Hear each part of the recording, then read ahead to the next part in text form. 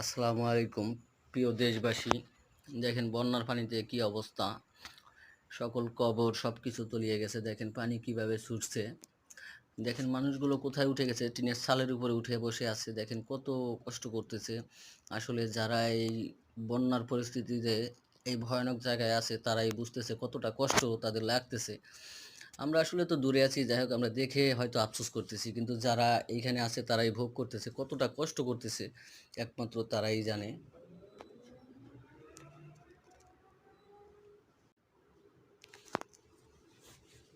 একটা কথা আছে যে যার কষ্ট সেই বুঝে, অন্য কেউ বুঝে না। কিন্তু যাই হোক আমরা দেখে কিন্তু অনেক আফসোস লাগতেছে, অনেক কষ্ট লাগতেছে। এইসব ভিডিও দেখলে আসলে মনটা শীতল হয়ে যায়। দেখেন ভাই অনেক কষ্ট, গাছগুলো কিভাবে তলিয়ে যাচ্ছে, বিল্ডিংগুলো কিভাবে ধসে পড়ে যাচ্ছে।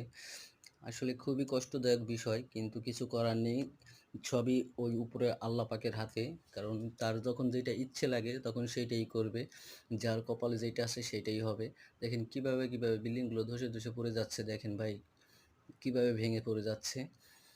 যাই হোক সবাই উপরে আল্লাহর কাছে দোয়া করবেন, আল্লাহ যেন সবাইকে হেফাজত করে। কারণ সবাই তো ভাই দুনিয়াতে আসছি, সবাই সবার জন্য দোয়া করতে হবে। কারণ এই সময় শুধু দুঃখের সময় একমাত্র ওই আল্লাহ ছাড়া, দুঃখের সময় শুধু আল্লাহ ছাড়া কেউ পাশে নেই।